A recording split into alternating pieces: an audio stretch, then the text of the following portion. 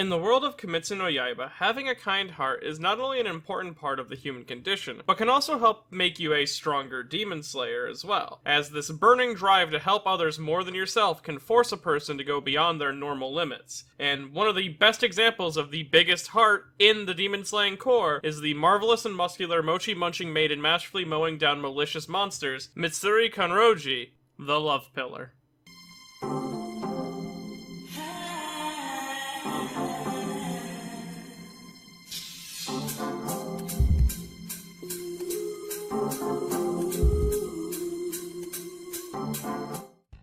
Mitsuri Kanroji was one of the 9 pillars introduced in the story of Kimetsu no Yaiba, and from her full-on introduction in chapter 100 during the Swordsmith arc to the final chapter of the series, she manages to play a role during every major arc in one way or another. And even though she may not look it on the surface, Mitsuri is actually physically on par with some of the strongest members in the demon slaying core, thanks to her body having a strange muscular composition about it, which allowed her to create an extremely unique fighting style. Though before we get too deep into that, we should discuss the meaning behind her name and design. Mitsuri Kanroji is a strange name on the surface, but ultimately works well with the naming conventions within Kimetsu no Yaiba, as her family name roughly translates to Honeydew Temple or Sweet Dew Temple, and is likely in reference to the Ganolu Temple, which is a massive temple-like structure built into the side of a mountain and suspended 260 feet in the air by a single wooden pillar, and is considered somewhat of a marvel of architectural design. It was created in order for Yi Suji to honor his mother, but it got its Sweet Dew portion of the name from the hot springs above, which created sweet-tasting dewdrops that would sprinkle down onto the temple itself, which are said to taste as sweet as honey and possess a healing quality to them, and can help those who are struggling with relationships and those who are having difficulty conceiving a child. And these aspects of the temple itself can be seen in Mitsuri's own character, as not only does she enjoy sweet things, with one of her favorite foods being sakura mochi, something that she ate so much of, in fact, that it's the reason her naturally black hair turned pink and green. But along with this, she also was introduced fully at a hot springs within a hidden village. This ties her to the origin of the sweet drop portion of the name. Along with that, the temple's connection to difficult relationships and being supported by a single, unassumedly strong pillar seem to be referenced in Mitsuri's own backstory and her eightfold body, as ever since Mitsuri was born, she's had a special biological condition, where her muscles were 8 times more dense than the average person. This basically means her muscles will fold themselves much like how you fold the steel of a katana, and this made her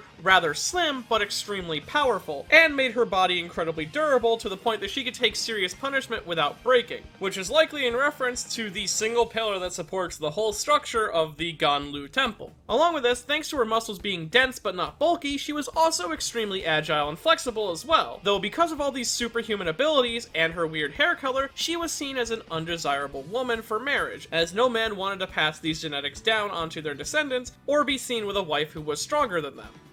Cowards. Thus, because of this, she would experience a lot of self-confidence issues throughout most of her life, especially with relationships, the type that the Ganlu Temple would assist with, though the final reference to this temple is found within her given name, Mitsuri, which the Mitsu portion of her name is likely in reference to the painter Kunishiro Mitsutana. Mitsutana was a businessman turned slightly famous painter when he became one of the first people in Okayama who painted in a Western style. One of the paintings that he did was the Kanroji Temple, which is the Japanese name for the Ganlu Temple. Mitsutani also became the kind of painter that he was because he enjoyed the Western style of things more than the Japanese style of things, and even went to things such as the Europe Exposition Universelle, and was trained by famous European painters such as Jean-Paul Lorenz. And aspects of Mitsutani's Western appreciation can be found in Mitsuri's own character, as besides the sakura mochi that she loves so much, Mitsuri tends to favor food that are either Western or Western inspired, which also might be due to the fact that they're just high in calories, as her superhuman physique comes with the cost of a massive metabolism, meaning that Mitsuri needs to eat tons of food to be fully nourished, with her having the highest food expense in the entirety of the demon slaying core, and it's said that she eats around 3 sumo wrestlers worth of food normally. But it's incredibly worth it in the end because her physical strength allowed her to create a whole breathing style unique to her and only her. This being the Breath of Love slaying style, which is a style built off of the Rengoku family's own Breath of Flame, as love is considered a fiery energy found within everyone, so it makes sense that it would be built off the Flame style. And as we know, the Breath of Flame style utilizes quick strikes and distance clearing attacks, but these are taken to their extreme with Breath of Love. It expands and focuses on using Mitsuri's own unique physical mystical abilities to raise the skill floor for the slaying style even higher, to the point that she is given a very unique Nichiran for this specific slaying style. Though unlike Shinobu or Himejima, which have their weapons uniquely customized to match their disabilities,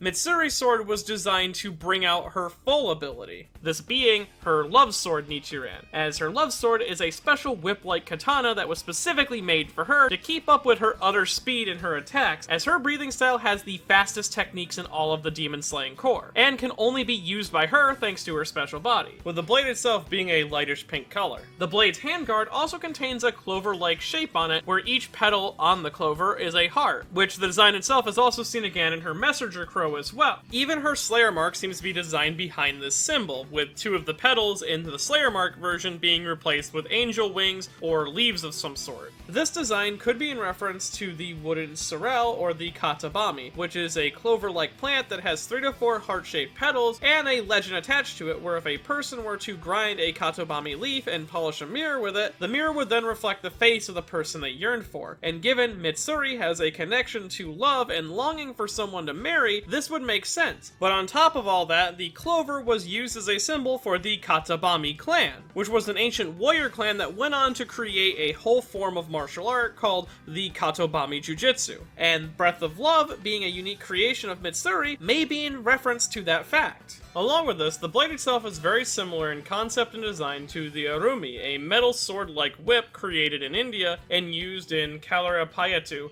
which is an extremely old martial art that I probably butchered the name of and is from Indian origin. While it is mostly defensive, it focuses on fluid and quick movements, which is very similar to the movement seen in Mitsuri's own attack forms. The Breath of Love has many forms of attacks in its arsenal, and they all have unique names, though 2 naming themes can be seen amongst all of the attacks. The either one feature cat or cat-like qualities within their names, both because Mitsuri loves cats and raises cats herself, but also it may be in reference to the Senri, a mystical cat-like creature of Asian lore that was once a cat but then takes on the form of a beautiful woman to seduce and lure men away so that they can steal their vitality and energy. I assume this mostly based on the fact that the other naming theme found in the attack names is that they are based on intense romantic feelings, starting first with first form, the Shivers of First Love, which is a simple attack in which Mitsuri dashes forward and delivers a chain of slashes. This is similar in theory to the Breath of Flame's first style attack as well, with added strikes thanks to the blade's shape and the advancement of the style. The blade's strikes are seemingly imitating the shocking-like feeling someone gets when they first have a run-in with love, as some people describe it as a pleasurable shiver running through their bodies. Along with that, it also may refer to the shivers one might experience post-sex, as all the muscles in one's body that were once tense suddenly relax, causing chills and shivers to run down the body. Though in this case, the shivers here are a bit more fatal.